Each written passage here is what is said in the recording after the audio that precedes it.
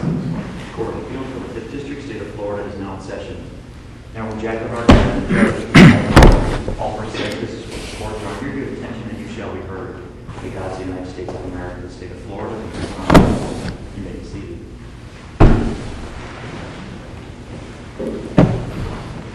Good morning, everyone, and welcome to a session of oral argument in the 5th District Court of Appeal. As you've already heard, I'm Judge Griffin. To my right is Judge Sawaya, and to my left is Judge Ployce. We have both civil and criminal cases on the docket this morning. As you probably already know, it's 15 minutes to the side for the criminal cases, 20 minutes for the civil cases. There's a clock on the podium. If you let me know, I'll try and help you if you want to reserve some time for rebuttal. We'll call the first case, which is Barrow v. State, and counsel can begin when you're ready.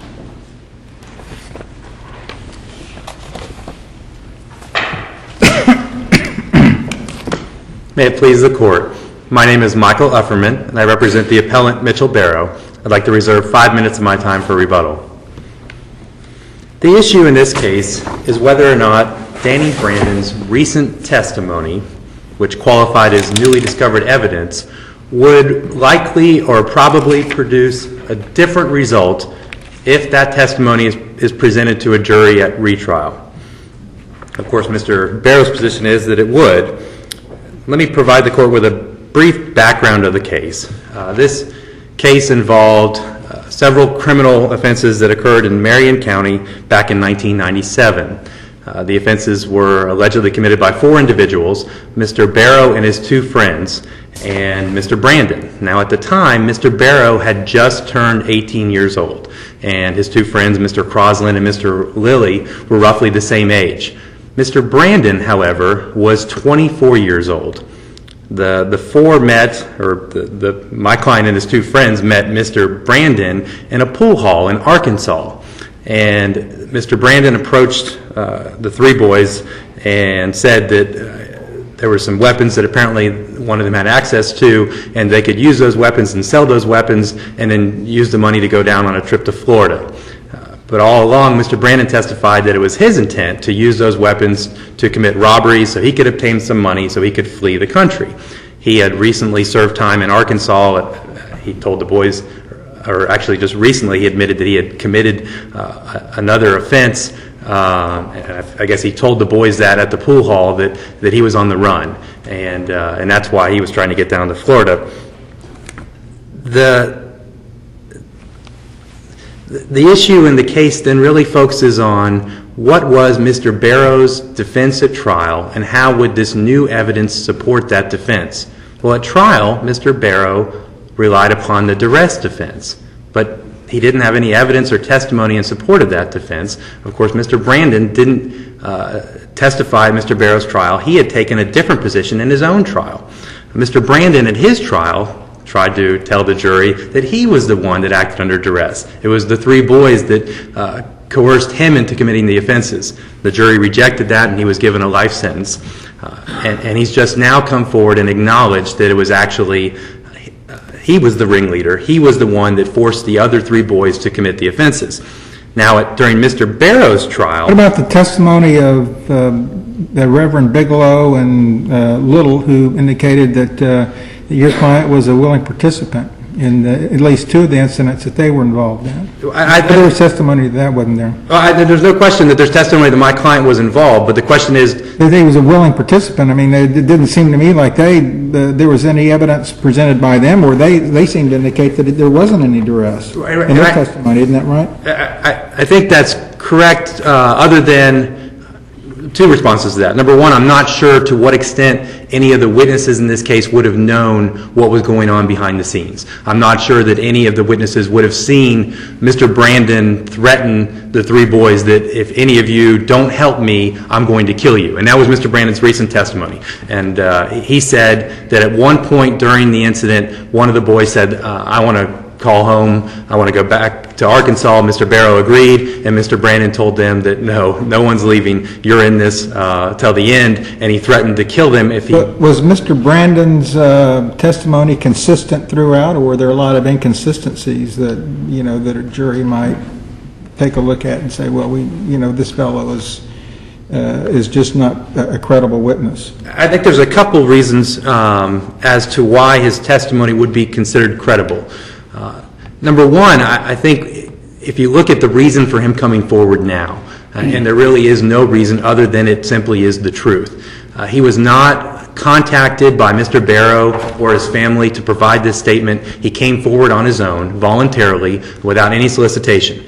And so I think you have to look at why is he coming forward now? What does he have to gain? He doesn't have anything to gain by coming forward other than to come forward with the truth. To get Don't we take a, I mean, isn't it an issue as to whether this newly discovered evidence would probably produce a different result, and then you look at the inconsistencies in Brandon's testimony, and you know, how do you say that there would probably be a different result when, you know, those inconsistencies could lead to the conclusion he just wasn't a credible witness? I don't think there are inconsistencies regarding the key aspect of this case. The key aspect being, is he the ringleader? Is he forcing the others to act pursuant to duress? And I think regarding that, his evidentiary hearing testimony was completely consistent with what Mr. Barrow testified to, and consistent with the facts of the case. Now, going back to, I'm sorry, yes? Counsel, what you're asking us to do, though, is to reweigh the evidence.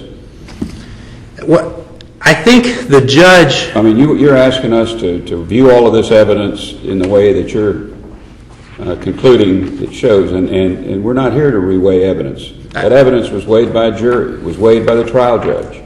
Well, the duress evidence, I submit, was not weighed by the jury because Mr. Brandon didn't testify at trial. Now, as far as Mr. Brandon's credibility, I submit that the trial judge didn't use the correct standard. The trial judge said, I don't believe Mr. Brandon is credible. Aren't you then asking us to just disregard that and reweigh the evidence and say, yeah, Brandon's telling the truth? Well, I think that the appropriate standard in this case for the trial judge and for this court is whether or not a reasonable jury would find Mr. Brandon's testimony credible, or whether or not that testimony would likely or probably produce a different result if there was a retrial. But how are we as an appellate court supposed to look at the transcript and conclude that a reasonable jury wouldn't have concluded this the way they did? I mean, when there's testimony and evidence in there that Brandon was just flat out lying. Well, I don't know if there is. I don't know why. I submit that the record doesn't establish that Mr. Even if there wasn't evidence, a jury can look at a witness and say, you know, I don't believe that witness. I don't think he's telling the truth, and then disregard it. Can't a jury do that? Of course, Your Honor, but if the standard is simply that someone comes forward with either recanted testimony or newly discovered evidence and the court can reject it because there's a possibility that the jury could reject it, then no one would ever meet the newly discovered evidence standard. The question to be asked is, if a reasonable jury were to hear this testimony, would it probably or likely produce a different result? I submit we meet that standard. And again, because you have to go back, and I wanted to come back to a question that was previously asked, Pastor Shepard did state during his testimony during Mr. Brandon's trial that he felt that Mr. Brandon was the leader. So we do have that testimony from one of the witnesses, that he felt that Mr. Brandon was the leader, and that's at page 231 through 234 of Mr. Barrow's original trial transcripts. So you have that, number one. You also have Mr. Crosland's testimony at Mr. Barrow's trial. And Mr. Crosland said that Mr. Brandon was the leader. So we do have factors that are in the record that establish, that are consistent with Mr. Brandon's testimony that he was the leader all along. It was only Mr. Brandon who was denying that he was the leader at his own trial. And that's why Mr. Barrow obviously couldn't present Mr. Brandon's testimony during his own trial. But now Mr. Brandon has come forward and he's acknowledged that he was the leader. I think that's consistent with the circumstances of this case. You look at a 24-year-old, someone who's been in prison in Arkansas. Well, you would agree that Mr. Brandon's testimony at his trial certainly conflicts with what he's saying now. I mean, no question. No question about that. No question. I agree with that. And the trial judge, I mean, placed obviously some great emphasis on that, right? Well, but I think there's reasons for that. Obviously, at that... Obviously. I mean, he testifies under oath in his trial one way, and then he completely changes it or substantially changes it in these proceedings. And But I think if the court had to step back and say which one is true, assuming that one of them has to be true, and so if we go with the premise that one of them has to be true. Well, the trial judge took a look at that and said, well, there's probably not a likelihood that if we admitted this newly discovered evidence, which was Mr. Brandon's now recanted testimony, that there would likely be a difference in the trial. I mean, that's essentially what happened here. But again, I think if you back up and you ask which one of those two testimonies was true, he has a reason to testify the way he testified at his own trial. He's trying to save himself. But it's not likely that this 24-year-old who had been in the Department of Corrections in Arkansas was the one that was coerced by these three other young 18-year-old individuals. And obviously the state agreed with the duress theory, at least as to the two co-defendants, because the state offered them a 2-year plea offer. So the state seemingly acknowledges that there was duress involved in this case, but they didn't feel, I guess at the time, that extended to Mr. Barrow. But we now know from Mr. Brandon's testimony that it did extend to Mr. Barrow. Mr. Crosland said that at trial.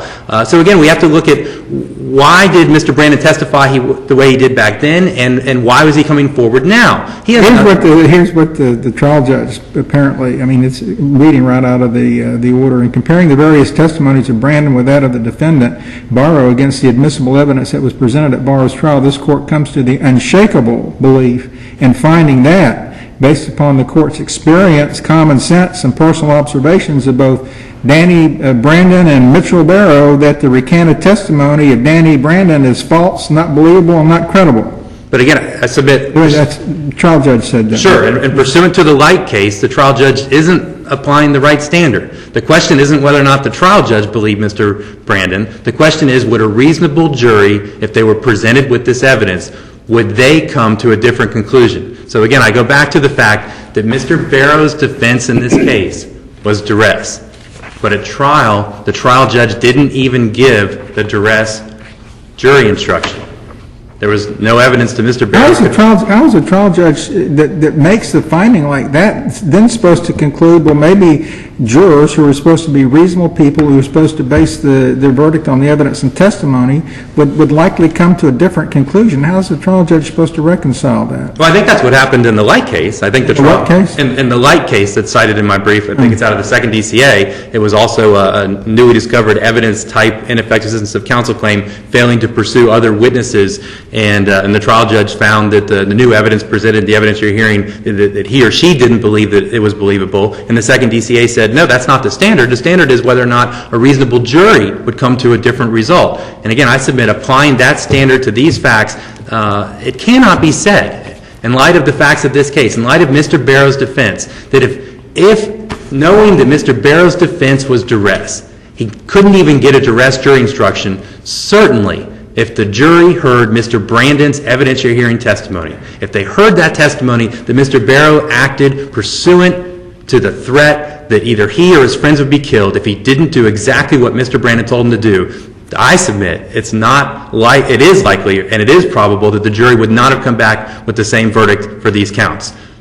Mr. Barrow would have had evidence in support of his defense, and at least he would have had the option of the jury being given the duress jury instruction and had the option for the jury to consider that and come back with either lesser offenses or a not guilty verdict. But he was denied that option completely because there was no evidence that he could present in support of his duress defense. Now he has that evidence. That's Mr. Brandon's testimony. And I submit again, if a reasonable jury were to consider Mr. Brandon's testimony, they would come back with a different result. I'll save the rest of my time for rebuttal.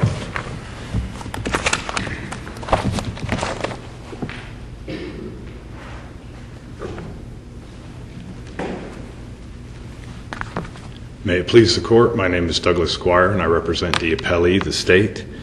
Appellant's specific argument that it's not for the judge to weigh the credibility of the newly discovered evidence has been rejected by the 3rd DCA in McClin v. State, and the state would ask this court to follow the ruling in McClin and affirm. Thank you.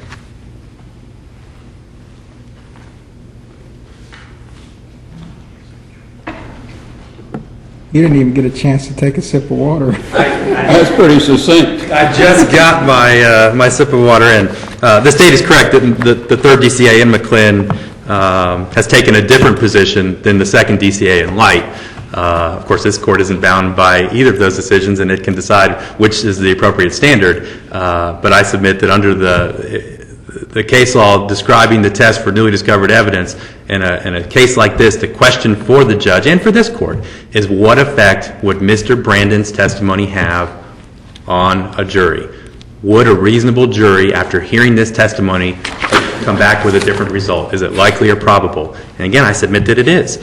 Well, let me just sort of ask the same question that Judge Sawaya asked, which is, we've got a trial judge here who says this testimony isn't credible. It's inconsistent with the trial testimony. It's inconsistent with the 3.850 testimony. It's inconsistent with the testimony of the people who were independent witnesses. It's not credible. What's the difference between it's not credible and a reasonable jury would believe it? Well, I think, number one, on the one hand, you say that if the jury would hear this evidence, it would support the duress jury instruction, which was the entire defense in this case. But going back to the judge's specific findings, I don't necessarily think that there is competent substantial evidence in the record to support those conclusions. I think that overall, Mr. Brandon's testimony is consistent with the circumstances of this case. It is consistent with Mr. Crosland's specific testimony that Mr. Brandon was the leader. It is consistent with the pastor's testimony that he felt that Mr. Brandon was the leader, not Mr. Barrow. I think that the circumstances, when you look at all the circumstances, there's nothing that clearly refutes what Mr. Brandon is saying. The trial judge is the gatekeeper. The trial judge has to sift through the evidence. It has to go through the trial judge, and the trial judge has to say a reasonable jury would probably acquit if it heard this evidence. Correct. If the trial judge says, based on all of these different factors, it is simply not credible evidence, then how do you meet the test? I don't care whether the second DCA articulates it in one way or the third DCA articulates it in another way. Well, I mean, the facts are the facts. The trial judge heard all of this stuff and said it's not credible. But that finding must be based on competent substantial evidence, and I submit that it's not. I submit that to say that the judge didn't believe a witness appearing in front of the judge, I understand that this court has to give deference to that finding, but to say that Mr. Brandon's testimony was inconsistent with the rest of the circumstances of this case, that's simply not true. A review of the record establishes that Mr. Brandon's testimony at the evidentiary hearing was consistent with the rest of the testimony in this case. Thank you.